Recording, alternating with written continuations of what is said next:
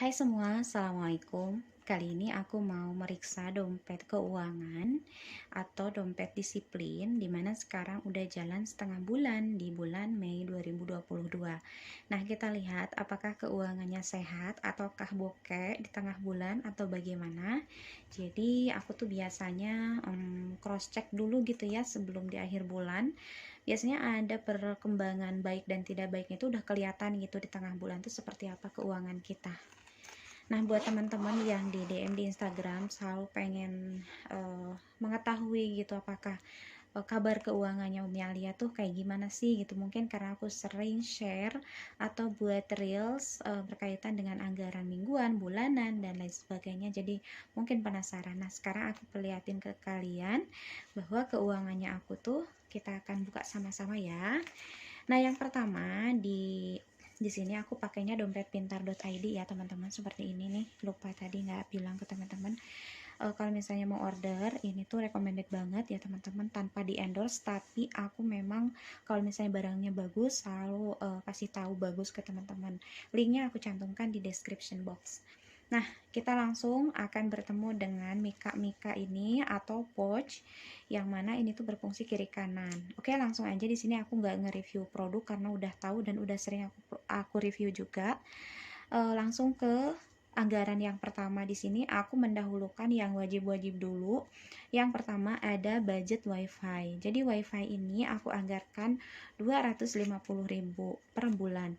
Tapi kemarin ada kenaikan dari biasanya 250.000 itu menjadi 252.900 ya teman-teman. Jadi naik sekitar kurang lebih 2.000. Mungkin bulan depan aku mau menganggarkannya lebih dari 250.000 ya, mungkin 260 atau 255 lah, nanti lihat-lihat aja ya, karena ketika dirubah anggaran maka semuanya akan berubah juga yang lainnya gitu. Kemudian di dana wajib yang kedua ada iuran sampah. Ini aku masukkan ke dana wajib atau dana tetap karena si uang sampah ini juga tidak pernah berubah ya, selalu segitu gitu ya. Jadi dana wajib atau dana tetap itu memang harus diprioritaskan. Adapun yang dinamakan dana tetap ini masih banyak dipertanyakan juga oleh teman-teman di DM. Jadi dana tetap itu adalah pengeluaran setiap bulannya yang selalu netap segitu gitu. Jadi nggak bisa kita geser, dikurangin atau ditambahin, emang segitu gitu. Maka di sini aku dahulukan. Yang keduanya adalah di dana tetap iuran sampah. Nah, iuran sampah ini masih ada karena belum ditarikin gitu sama Pak RT-nya. Totalnya itu sebenarnya 40.000. Cuma yang 10.000-nya itu untuk iuran ke RT-an gitu atau uang kas RT sebanyak 10.000. Jadi di sini 10.000-nya, tapi karena nggak ada receh jadi aku satukan aja. Kemudian untuk orang tua ini juga masuk ke dana tetap atau dana wajib sebesar Rp500.000 dan sudah ditunaikan ke beliau gitu ya kemarin. Nah, selanjutnya uang SPP anak ini juga masuk ke dana wajib atau dana tetap sebesar Rp100.000. Nah, yang 100.000 ini sebenarnya SPP-nya itu 75.000 dan yang 25.000-nya itu aku anggarkan untuk infak sekolah. Nah, untuk listrik juga masuk ke dana tetap karena listrik itu sifatnya selalu segitu gitu ya. Walaupun kadang geser tapi nggak jauh dari harga dari nominal segitu gitu ya. Nah, untuk listrik di tempat aku masih 150.000. Cuman kemarin tuh naik jadi 162-an gitu ya. Untuk bulan depan aku juga ada rencana ingin mengubah untuk anggaran listrik jadi 150 lebih atau 160. Ini juga masih dipikirkan ya, nanti aku mau hitung-hitung lagi gimana enaknya, gimana klimaksnya nanti ya. Selanjutnya ini masuk ke dana tidak tetap. Jadi dana tidak tetap itu dimulai dari dana bulanan. Nah, dana bulanan ini udah aku belanjakan kemarin di awal bulan Mei. Adapun yang masuk ke dana bulanan, karena banyak yang nanya dana bulanan itu apa aja. Sebenarnya ini tergantung kitanya ya teman-teman. Dana bulanan itu kalau menurut aku itu keperluan rumah tangga, misalnya sabun mandi, sabun cuci, pasta gigi, atau ini apanya, sikat giginya, terus ada sampo, ada terigu, pembalut, minyak dan segala macam. Itu masuknya ke dana bulanan. Nah, adapun keperluan suami, keperluan istri dan keperluan anak, ini juga tergantung kitanya. Kalau misalnya mau disatukan ke dana bulanan itu juga nggak masalah. Tapi kalau misalnya mau dipisah juga itu juga nggak masalah. Pokoknya tergantung enaknya kita, nyamannya kita. Nah, untuk aku sendiri, dana bulanan ini dianggarkan 350.000, tapi tidak berikut dana keperluan anak, suami, dan istri. Jadi kayak dipisahin aja gitu. Untuk keperluan suami, untuk keperluan istri, dan anak itu punya posnya masing-masing. Kenapa dipisahin? Kok ribet gitu kan? Ya, karena aku nyamannya begitu, teman-teman.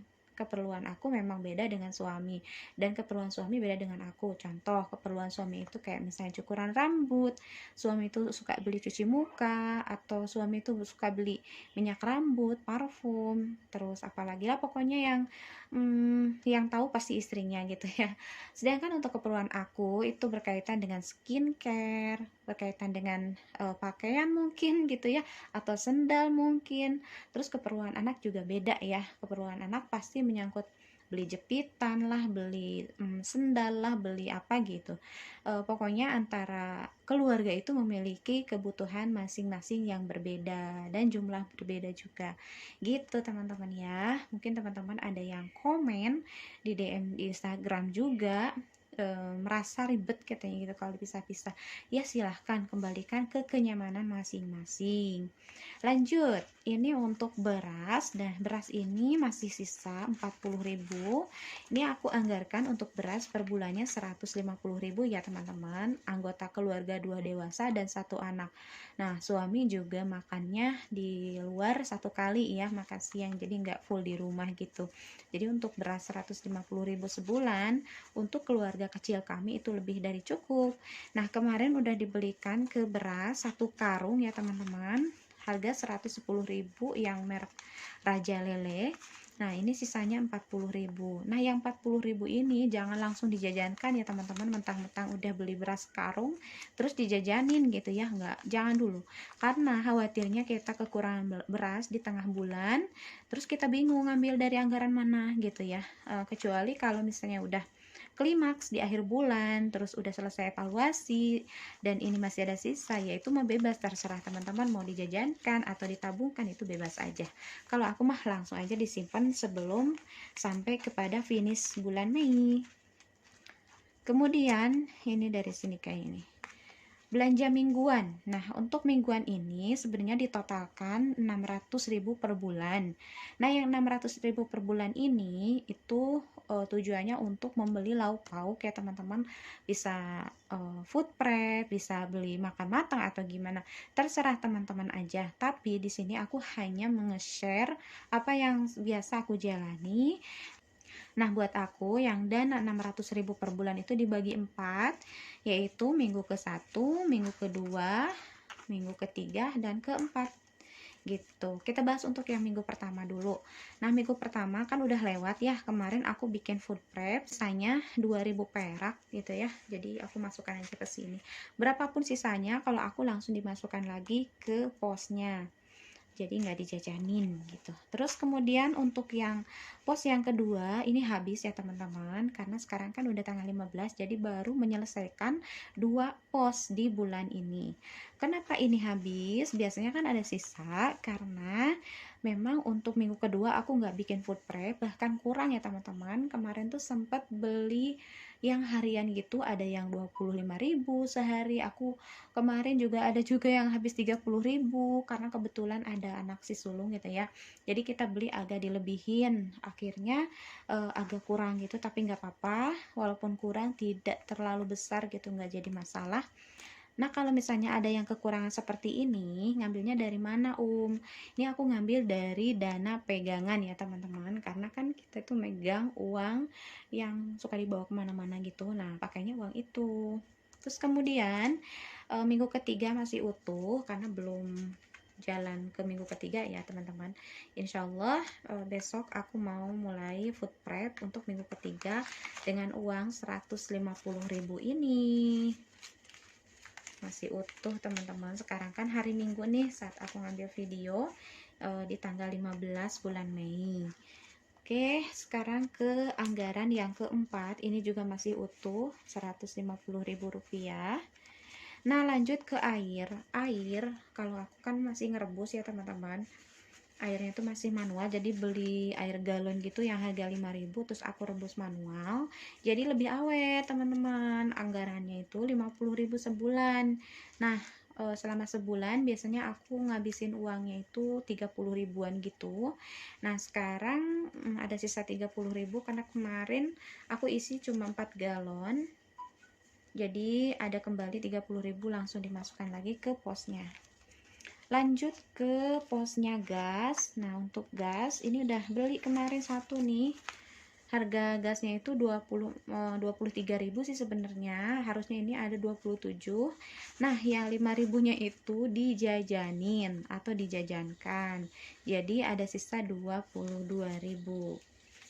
Gak apa-apa, upah yang beli. Oke, lanjut ke budget jajan anak. Nah, untuk jajan anak anggarannya Alia itu 150.000 ya teman-teman. Untuk jajan anak ini memang berubah-ubah. Aku pernah nganggarin 400.000 karena waktu itu belum ngeh gitu anak itu kayak gimana sih habitatnya, terus perharinya kayak gimana, takut kurang lah, takut ini itu.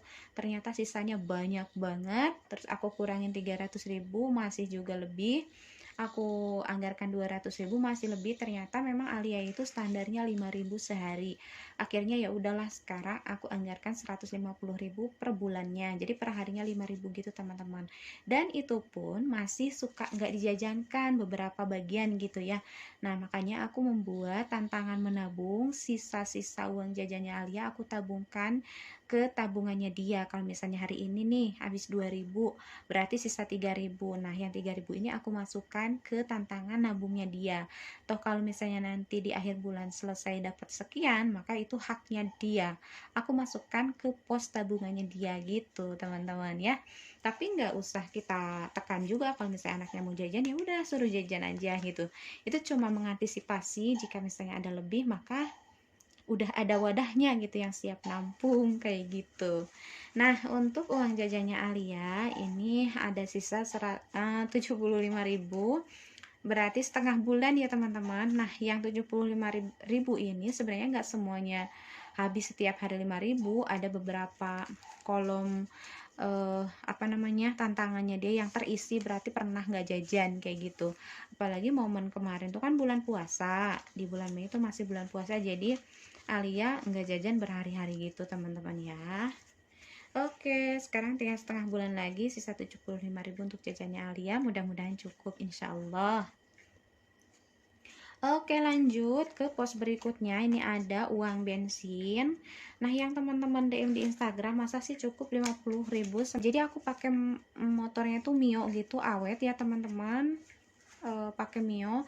Aku tuh selama bulan Mei, sekarang udah 15 hari, aku baru belinya tuh 10.000 pertalit gitu ya kemarin. Dan ini masih 40.000, jadi aku tuh nggak bohong teman-teman ya, 50.000 untuk anggaran bahan bakar itu cukup banget, bahkan kadang lebih. Sebelumnya aku nganggarnya 100.000 karena aku merasa takutnya nggak cukup gitu, ternyata selalu lebih, kadang 60.000, kadang 65.000. Akhirnya aku putusin untuk nganggarin bensin sebesar 50.000 gitu ya. Kalau 50.000 toh kalaupun lebih juga nggak terlalu banyak kayak gitu teman-teman. Jadi aku kalau ngantar sekolah jaraknya cuma aslinya itu 3 menitan. Kalau misalnya nggak macet ya, kalau macet paling 4 menit, paling lama 5 menit gitu ya teman-teman. Sebenarnya deket banget, cuman ya itu kadang macet gitu. Ini aku masukkan lagi. Berikutnya untuk pegangan, ini pegangan ada di dompet kecil aku yang selalu aku bawa kemana-mana. Jadi anggaran pegangan nggak pernah ditaruh di sini ya teman-teman, karena dompet ini ada di rumah, nggak pernah aku bawa kemana-mana. Udah sampai sini aja. Kalau ini aku belum kepikiran buat ngisi belanja online dan lain-lain. Pokoknya sampai pegangan aja udah gitu ya. Alhamdulillah, review untuk bulan Mei, di tengah bulan udah aku share ke teman-teman. Nah, ini dia cara aku mengatur keuangan aku seperti ini. Kalau secara perkiraan aku ini tuh nggak bakalan boncos ya teman-teman, udah kelihatan kok perkembangannya. Kalau misalnya kita akan bokeh itu udah kelihatan semua habis gitu ya. Kalau ini insya Allah akan cukup. Gimana teman-teman nih yang belajar budgeting, yang gajinya sedikit, yang gajinya banyak? Teman-teman jangan khawatir, teman-teman jangan merasa nggak bisa gitu ya, semuanya pasti bisa. Masalah kecil dan besarnya pendapatan itu bukan masalah untuk tidak dikelola. Justru kalau misalnya uang kita kecil maupun besar, tanpa dikelola itu yang akan jadi gagal gitu. Itu nggak berarti ya nominal uang tuh nggak terlalu bermasalah sih menurut aku ya. Yang penting mah kita bisa mengelola dengan sebaik mungkin dan sekonaah mungkin. Oh ya, di sini aku juga ingin sharing sedikit ke teman-teman. Banyak banget yang ngeluh di DM di Instagram gitu ya, karena aku juga pengen nolong gitu, tapi apalah daya, aku cuma bisa ngedoain dan bisa bantu sebisa aku gitu ya. Banyak yang ngeluh tentang pendapatan yang kecil, ada yang anaknya 7 pendapatannya cuma 2 juta, ada anaknya yang 5 pendapatannya 3 juta. Yang kebanyakan memang rata-rata itu 3 juta dan 2,5 juta gitu, dengan anak yang masih kecil-kecil gitu teman-teman. Tapi aku lihat pas aku tanya mereka gimana cara mengaturnya, ternyata mereka itu mungkin karena sama seperti aku dulu belum bisa belum bisa keluar dari zona kebiasaan gitu ya teman-teman. Jadi aku mau bilang yang pertama, teman-teman niatkan untuk mengubah keuangan itu lillahi ta'ala, ikhlas karena Allah, bahwa kita itu ingin memperbaiki keuangan kita, bukan untuk pelit ya, tapi menghemat. Hemat dan pelit itu beda teman-teman. Kalau pelit itu lebih kepada ditekan, yang tadinya makan 3 kali jadi 2 kali, yang tadinya jajan jadi tidak jajan ya. Nah, untuk hemat itu enggak seperti itu. Jadi untuk salah satu cara berhemat, misalnya kita dulu belinya daging misalnya atau ayam. Nah, dengan berhemat kita cari kandungan yang setara dengan ayam. Sekarang kan protein bukan hanya ayam kan, ada tempe, ada tahu yang harganya itu lebih murah, tapi kandungannya memang tidak diragukan, yaitu protein gitu ya. Mungkin beda jenisnya aja dan beda rasanya. Dan untuk sayur mayurnya dibanyakin aja, karena sayur mayur itu kan sebenarnya tinggi volume, tinggi serat, harganya murah gitu ya. Terus yang ketiga, teman-teman juga harus belajar menahan hasrat nafsu yang tidak berfaedah gitu ya. Misalnya kita ngelihat sesuatu yang kita inginkan, kayaknya pengen beli padahal kita itu nggak butuh-butuh banget gitu. Nah, berusaha untuk nahan itu, belajar aja qanaah bahwa kita itu di dunia itu bukan hanya masalah memenuhi hasrat aja, mumpung hidup, mumpung sehat. Enggak gitu.